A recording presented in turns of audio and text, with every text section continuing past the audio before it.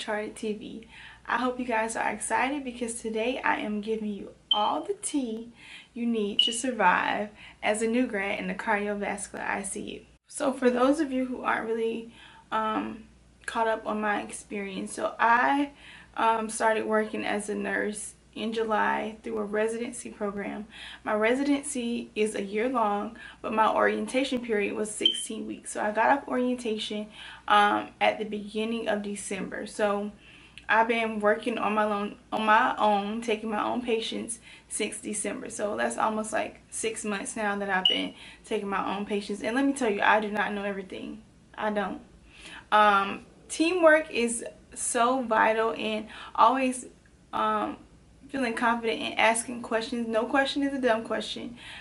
No, it really isn't, because the only dumb question is the one you don't ask. And especially when you have somebody's life in your hands, you're not sure about something, you always want to ask questions. So my first day by myself, I went into work and I was like extremely nervous. Actually, I'm still extremely nervous every day I walk into work. Like, it'll go away a little bit, like, but you're taking care of people, and their lives are literally in the palms of your hands. So you don't really, like, I think when you lose that fear of making a mistake is when you make a mistake. So just always being on guard and being alert and always thinking and asking someone else's opinion kind of helps you not hurt anybody. So my first day by myself, I remember it like it was yesterday. I had a thoracotomy patient right after thoracotomy, and I had a post-op day like 2 or 3 after a cabbage. And that assignment is like, if I like taking that assignment now, is like literally like the most simple assignment you can have in the CVICU. But when I got there, I was like, oh my god, what do I do? Like I hadn't just went through 16 weeks of just learning how to do this stuff already, and then I just had to take a step back, like, okay, you know how to do this. Like, literally, thoracotomies, the biggest issue they have is pain, and the most important thing is you want to make sure they don't have a change in their breathing, and you want to make sure their output on their chest tube is not extremely too much. So like, I got through that shift and I'm like, okay, it wasn't as bad as I thought it was. And then you just keep doing it every day. And then the thing about my unit is you have to work your way up to taking the fresh hearts, the fresh right out of surgery, still intubated, still pale patients. So I'm still not even at that point where like I get fresh hearts, but I don't get them like right out of surgery. I get them like a couple hours out. So yeah, that's pretty much like my experience so far, as far as like taking my patient. So how I set up my day on the unit, basically it depends on how the shape that my patients are in when I first get there, honestly. So in the ICU, we either have 1 patient or 2 patients, depending on their level of acuity and what type of assistive devices they are on. So I usually like get report. We have to do bedside report on my unit. So you get bedside report, you learn everything that it is to take care of your patients, and then based off of the report, you determine like, okay, do I need to do an immediate intervention, or can I go like look up my notes, look through the chart, and then make a decision. So if you don't have to do an immediate intervention, I usually like go through the chart, read the notes, write down all my meds, and then based off my like what I go through the charts, I see which patient needs my immediate attention. So based off that, I go assess my patients, boom boom boom, and then I go grab my meds. Being that we are a cardiovascular ICU unit, our focus is to get them up and get them moving right after surgery. So our patients have to walk at least 3 times a day. So most of the time day shift tries to get all 3 walks in, but if not, night shift we have to do 1. So if my patients need walking, I'll help get the CNA to help me walk my patients, and then, you know, we do their baths, give them meds, get them in bed.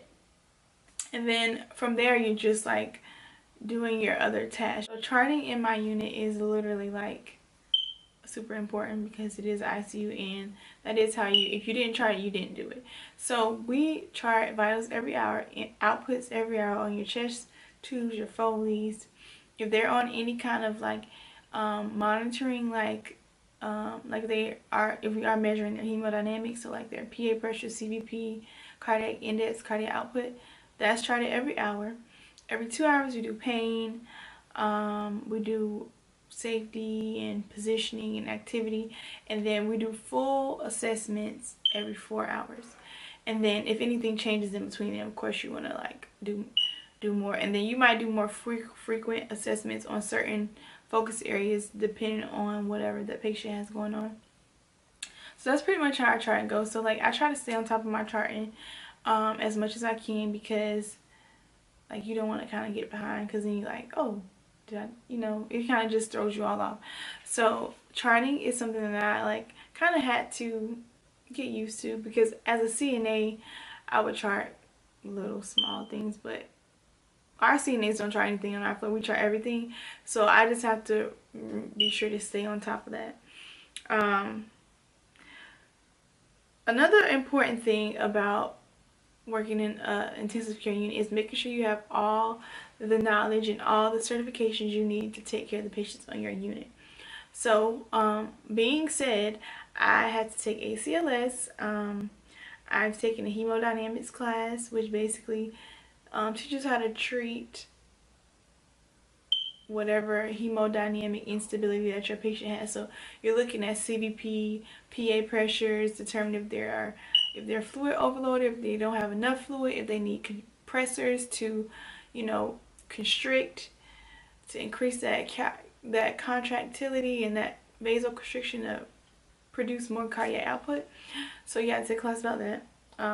Balloon pump. I think I talked about this in one of my vlogs, but sometimes we have patients who come out of or on a balloon pump, or they have a balloon pump in before they go to surgery and it stays in until a couple days after surgery.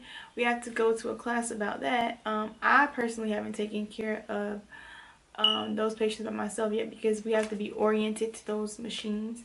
We have CRT, which is another very important part of working in ICU, continuous renal replacement therapy.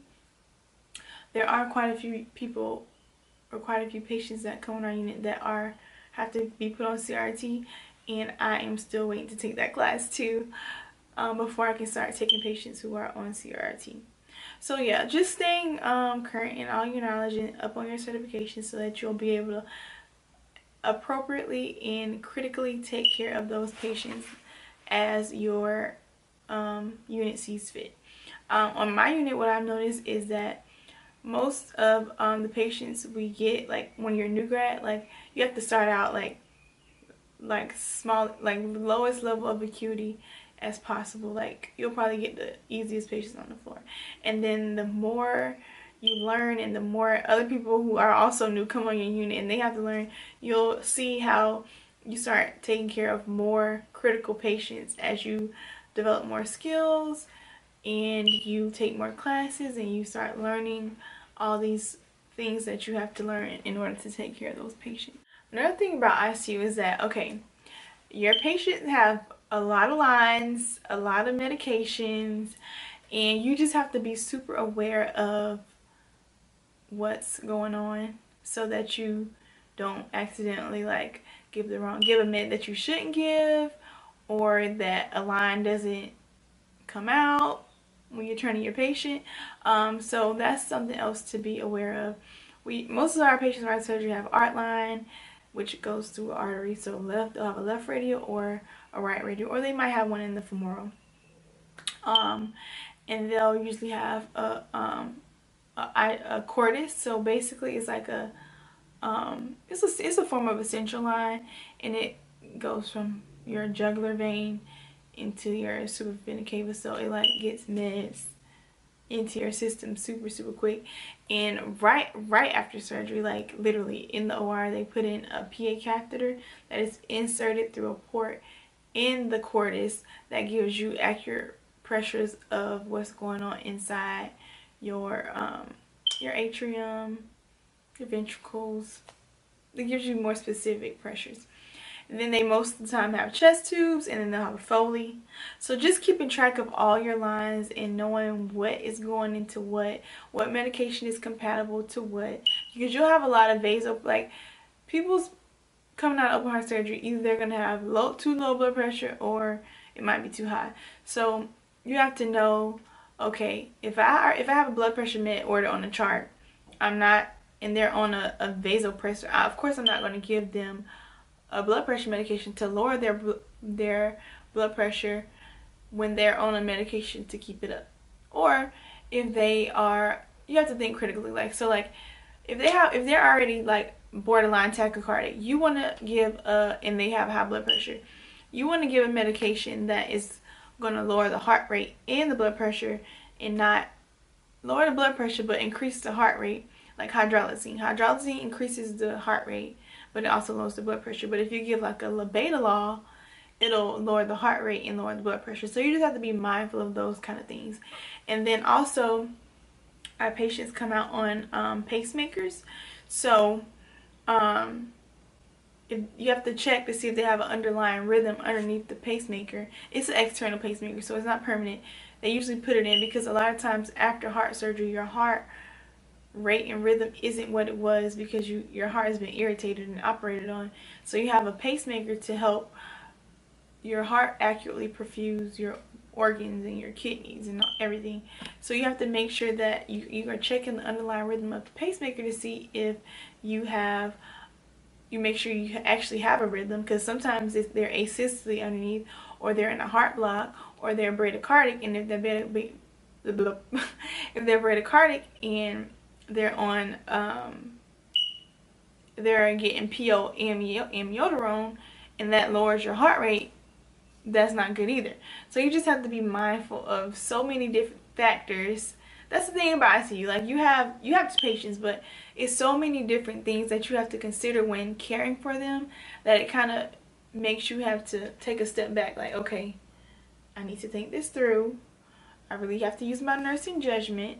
And if I don't know what to do, I need to ask a question. I need to do some research to see if what I'm thinking is what is the right thing to do. Overall, my experience on my unit as a new grad has been extremely eye-opening. It is difficult being the youngest person on your unit, and then like sometimes you feel like, okay, I'm tired of asking people questions, but everybody has been a new nurse. Everybody has been a new nurse on the CVICU, but everybody has been a new nurse before, and they have been in your shoes before. So you just have to despite what you might think they think, every time you ask them a question, you continue asking questions, because it's better to ask than to not ask.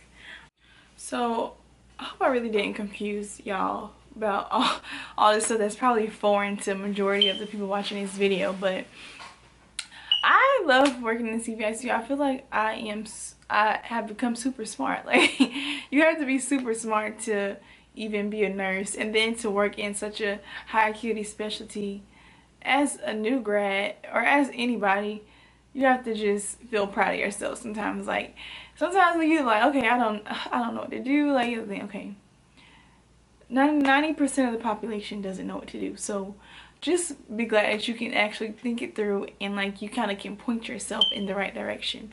If you are considering going into the ICU right after college and as a new grad, I would say be prepared. Like it's going to be a year of ups and downs. Some days you're going to feel like I don't know what I'm doing, and some days you're going to feel like I'm the best nurse ever. But you just have to be prepared to always be open to learning and asking questions, and just keeping up with, like, once you learn something one time, like write it down. Like if it was an experience that you have never experienced, if it was a patient, something happened with your patient that you have never experienced before, like write it down so you'll know, like, okay, next time I get this coming up, then I'll know what to do. So yeah, it has been a huge debate on whether or not the belief is that new grads should go to med-surg or go into a specialty.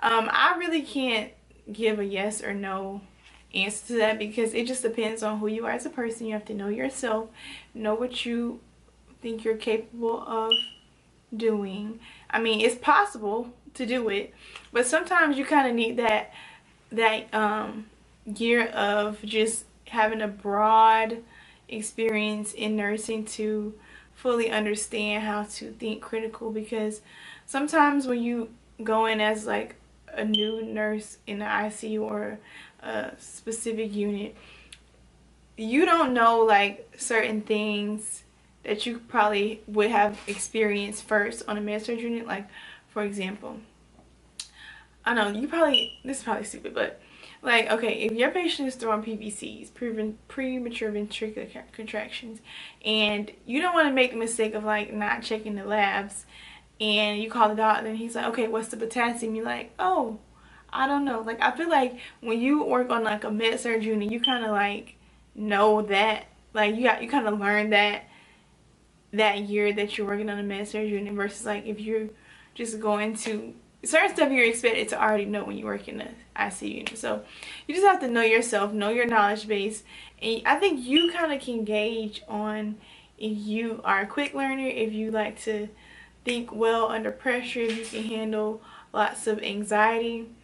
Like, I would say go for it. Like, go into an ICU no matter what people think or what people tell you to do. Like, do it. And if you feel like you need that extra year to just broaden your skill set and do certain things, I would recommend do it. Like, one thing I can say is, like, it's basic nursing skills. Like, okay, I put in IVs before, whatever, but I don't put in them as frequently as I'm sure a med-surg nurse does, ER nurse does, or like Foley's. Like, most of my patients already come to me with the Foley. I'm most likely taking it out instead of putting it in.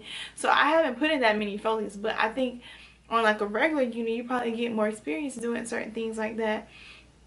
And those things like could be something that you need to work on and you want to have experience doing before you think you are ready to go to whatever said critical care, labor and delivery, whatever specialty you want to go into. Like, some people, you just have to gauge it on your own, and nobody can make that decision for you, but you can ask questions. Like, you know how your experience is on certain floors where when you go to your clinical, so you know like where you felt like you were like it clicked for you, you know those units. So I think like you should just dig deeper into those units and then make that decision.